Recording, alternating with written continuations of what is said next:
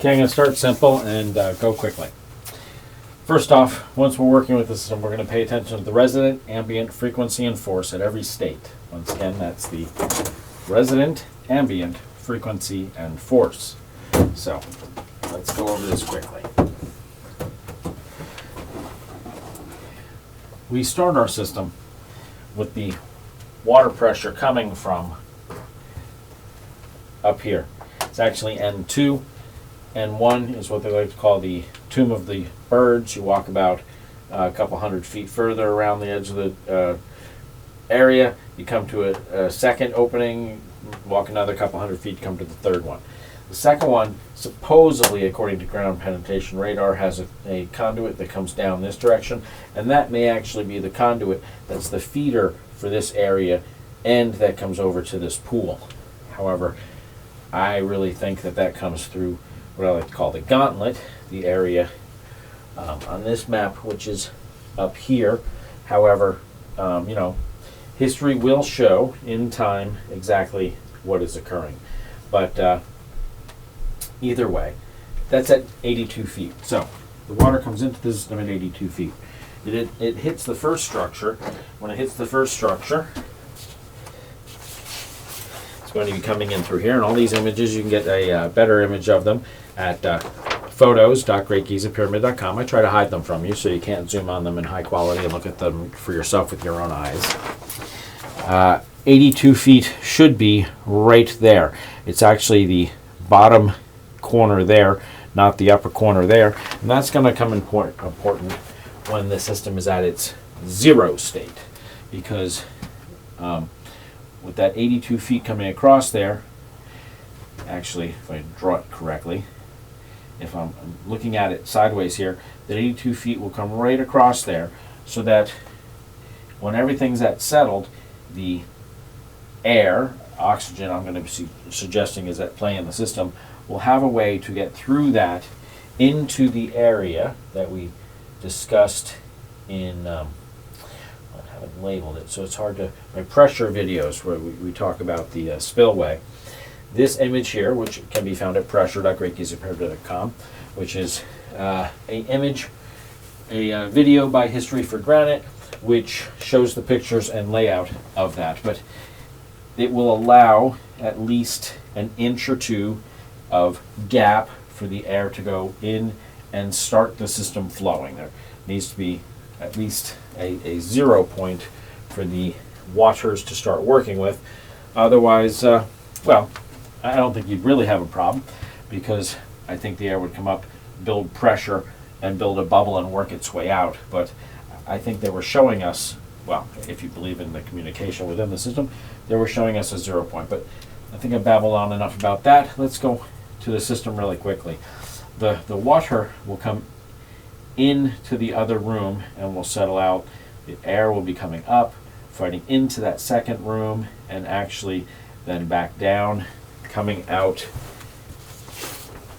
the lower section here.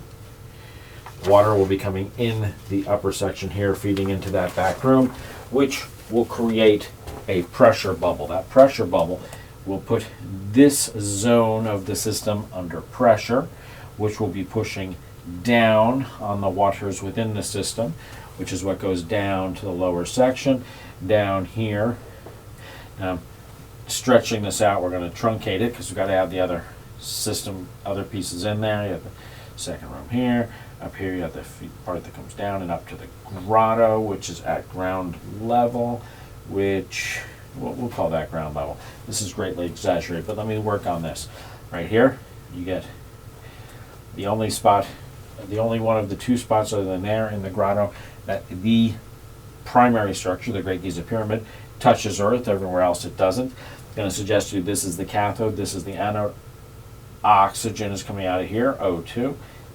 H2 is coming out of this side. We'll work on where it goes. The oxygen is, as it's coming out of here, it's actually going to be doing a couple of things. It is a byproduct. First thing it's going to do is it's adding that gas pressure going up to create the pressure on this water to push it down. We're going to talk about why it does that, but just the fact nature, it would do that. Okay, you can't not say it wouldn't. As it comes out of here, it also has the part where it doubles back within there. That is so a buildup of oxygen builds there until it bubbles over. The water comes down, slams down, creates that pressure, which left the piles of dirt that you see in the pictures from the 1800s, and still piles of dirt you see in here as that pressure, pressure pulse echoed through the entire system there. And if you notice at the end here, we bring that part down. The last 3 or 4 feet, it comes down to about 80% of its size. I think we're going to see some probably work happening there as that pressure bubble hits there and either gets fired back or whatever it does. Some physicists can figure that out. CAD, maybe AI eventually. But, you know, it's nothing special.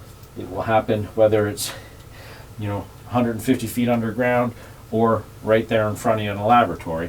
If we set this up, oh, also, you also notice from the tooth here to the spot just before it starts to go down, that is going to be 60 cubits, or I think it's 1,700-ish feet in length. And that is because there is, again, this mysterious communication. The cubit, if you look at my paper, terrarium, that's like terrarium, but with a tararium, as in terrestrial. Anyway, you can find that. Hopefully you'll be able to Google it soon, but it's still, the search engines haven't caught up on it. It's still too new. So you go to terrarium.greatgreasypyramid.com, or you honestly, I made that one really short. You can go to gotfoot.com. Anyway, the hydrogen comes out of there, goes up to the top where it gets burnt together. Let's bring it over here real quick. Becoming burnt together with the oxygen from outside the system, burning together, becoming water. Water comes down the system. As it's coming down the system, it's going to collect the ambient static electricity, which gathers around the surface of the structure today, which has been neutered by the fact that we put this nice little antenna on there to vent the static electricity off. But before that, this would be like a big Van de Graaff generator. That static electricity would be brought down into the system and utilized within the system. Now, let's talk about what's happening within the system, because that's really more important than everything else. Within the Queen's chamber, actually, let's do it this way. Within the Queen's chamber, you notice there's a pool in there. That's as this water comes down and collects and goes through the system over and over and over and over again. Anybody who, maybe in college, you learn about heavy water, deuterium, hydrogen, deuterium, tritium, quadrium, and I guess there's another one.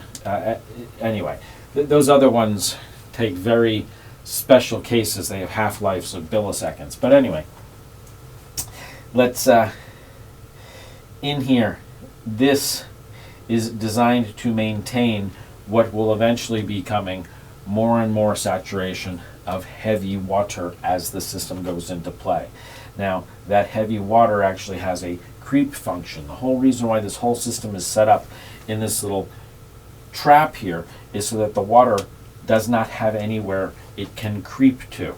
Now, the other side of the system, you will notice the system there is going to be at the elevation between the plug here and the top of the what they like to call the grotto. That is the hallway that goes down here to the room in the center. And if you look at it, just look at it, you'll see that that is set up to collect condensation. This condensation will be below the water line of the heavy water that will be pooling in here and above the elevation of what they like to call the grotto, or what I like to call the cathode. All right? That will be allowing this saturation to be occurring, and I'm going to tell you that that saturation is going to be a derivative, something off of the heavy water. It's either going to be deuterium, like how we have liquid hydrogen. This could be, or it could be liquid deuterium. I'm not sure. This is where we actually have to pay attention. This section over here is actually going to be under great pressure. Why is that section under great pressure? Because if you know the if you look at this, and my drawing here doesn't do it great justice, within the bottom of the section that has the 2-kilometer pillars that go down to the wherever they go down to, It has that one room with the hallway. It goes up to ground level, which is actually ground level is about here, but in the other section, the Queen's Chambers up there, even though ground level is here, and then it has the section that goes down, across, and up, and you notice that section is going to be just below the grotto. So if I had drawn it in, if I had drawn it in scale with this one, which I should have been easier to visualize, this is where the magic pause button would work, and it would also help if I didn't hide my own cleaning utensils from myself. Alright, so if we draw this properly, the water level outside there is here. It goes down to an elevation above, well, I didn't draw it here, but you got the plug that goes up to the Grand Gallery.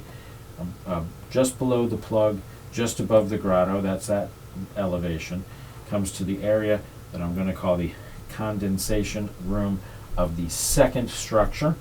Second structure being up here, and supposedly having 2-kilometer pillars that go down to wherever down there. This comes off of here, goes just below that section, where it has the one section that comes up and comes back down, then it comes back out. And here, it's not working right because I sprayed it, so ink isn't going on there. Love these real-time demos. One of these days I'm going to get a smart board, you know what I mean? Dry that off maybe a little bit. That comes up. And imagine that comes up. Just imagine that comes up. A different black pen, maybe that'll work. Woo! Alright, that comes up. And it comes up there. Now, this actually goes up above ground level. And this, when it comes down, as I pointed out in my video, comes down and out. It hits this structure when it gets down to its base. Love when these pens don't work for me. Gets down to its base, it then comes out and then levels. So that the water, which is outside the second structure, is maintained about 4 to 6 feet away from the base of the structure. Then the conduit over here is actually coming down, and the other conduit is up there. So that are these two things. So in here, now this pen is starting to work better because the whiteboard is drying out. What is going to be occurring is we're going to be taking a conduit from here that is brought over and dribbled into here, so that the pressure of this water is brought over into here, and then there's another opening down there. As this water fills here, that water is going to be the conduit. This is still going to bleed hydrogen, but this one's going to bleed oxygen. It's going to come up into here, and you notice how there's a square on the wall and then a wider.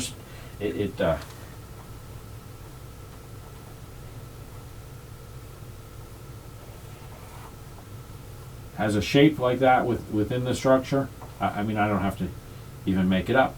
It's there on its own. I didn't put it there. Okay? That is showing you that by adding oxygen into here, pushing down on the water there, we're actually raising the water table up even higher. So, because we've added pressure over here, and then we're adding pressure a second time. I believe this is why on the front of the structure we actually have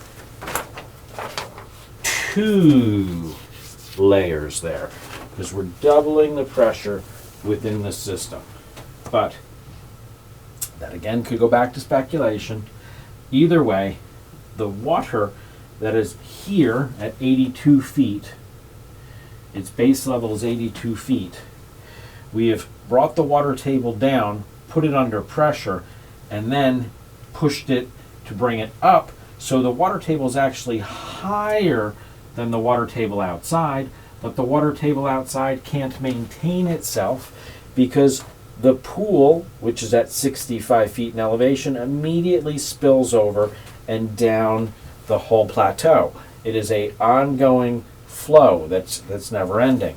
But while this water is working its way through the system, it hits this water, which is technically under pressure, but feeling off. Now, this goes back to the creep of heavy water and the deuterium within all water.